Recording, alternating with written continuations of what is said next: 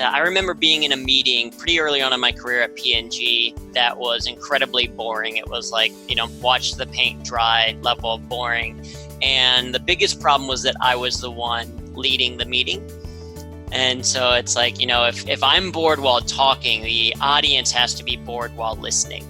And so I wanted to find ways to kind of find more fun in my own particular work. And as I started to incorporate some things that I had started to learn in improv and stand-up in university, I started to realize that the same skills that I needed to be as an effective improviser were actually some of the same skills I needed to be effective as a communicator, as a leader, as for really kind of my own personal productivity as well.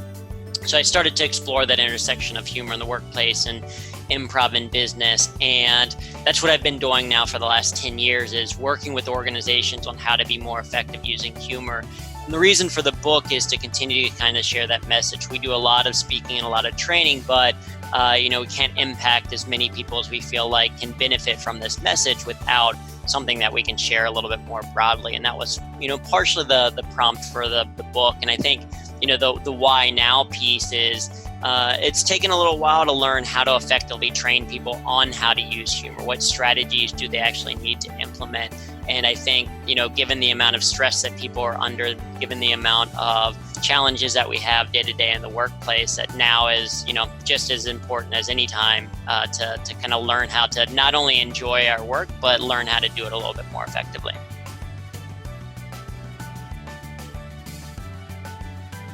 Humor is more broad than comedy.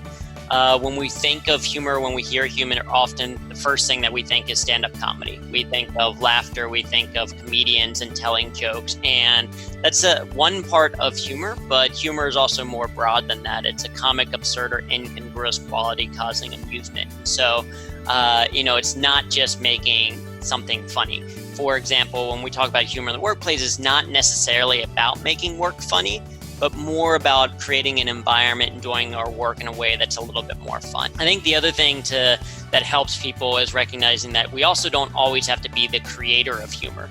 You can be the shepherd of humor. You can be the, kind of conduit of it, where if you find a funny TEDx talk or, an interesting meme or something like that online, you can share that out with your team. You didn't have to be the one that created it, but instead you can kind of share it and then connect it to a larger image or a larger kind of message that you're trying to share. And then the final thing that I'll say is that humor is a skill, and that means it can be learned. Part about what we talk about in the book is what are some of the things that we can do to actually incorporate humor, whether you think you're funny or not. And again, going back to that idea that it is a little bit more broad. So with the book and what we do kind of with our programs, it's not necessarily about teaching you how to be funnier, but it is about teaching you how to effectively use this tool of humor. One is starting with the story. I think sometimes people hear the advice that they should start, a meeting or a presentation with a joke, and so they'll find a joke that they found on the internet, share it. It'll have nothing to do with the meeting, and then the entire remaining 59 minutes and 30 seconds of the presentation will be incredibly boring and dry. And that's not effective humor. That's not what we're talking about. Instead, you might start with a story that is a little bit more personal to you, and that story somehow connects and leads into maybe the topic or the thesis of the day. So for example, in my TEDx talk, I start with a story about my grandmother and her texting and her being confused as to what WTF means, right? She thinks that it means, wow, that's fun. And that leads into my thesis of actually, if more people thought WTF in the sense of, wow, that's fun, they would actually get better results in the workplace. So it starts with a funny story. It shares a little bit more about me, and then gives me a theme and a thesis for the day that I can kind of connect back to. So I think that's one thing, is using stories that are relevant to the topic matter. Another easy way to incorporate it into meetings is to use more images and presentations. Rather than having a wall full of text, you can have an image that you found online that's more interesting that you can then speak to, that makes the point for you. I think a third kind of easy way to incorporate it into meetings is to do more interactive things with people at the meeting. Rather than just you talking the whole time, What type of, maybe you can learn an improv exercise that it's going to help you with brainstorming, something like yes and, or maybe you do a listening exercise that's just to help people practice their listening skills, but also is kind of fun, right?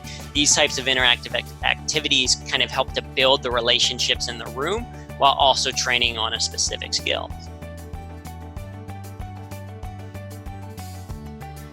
No matter who you are, what you do, there are 5 basic skills of work. Right? No matter your role, you're going to do kind of 5 things. First, you have to be able to execute, right? You have to be able to complete a task. You have to be able to, fry the French fries or shave an alpaca, whatever your job happens to be. You have to actually be able to do those tasks. Second, you need to be able to think, right? Strategically, to solve critical problem solving, or think more creatively to plan down the road.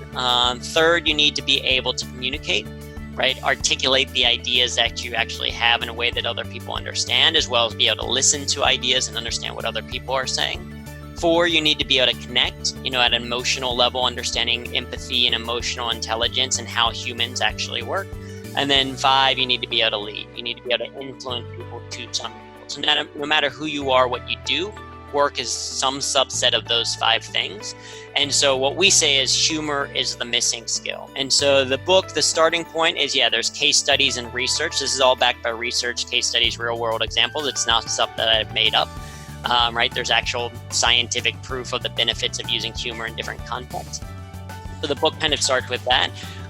Starts with what humor means and how we can understand humor and create humor a little bit better. And then the second half of the book is 10 humor strategies across those 5 skills of how to be more effective in the workplace.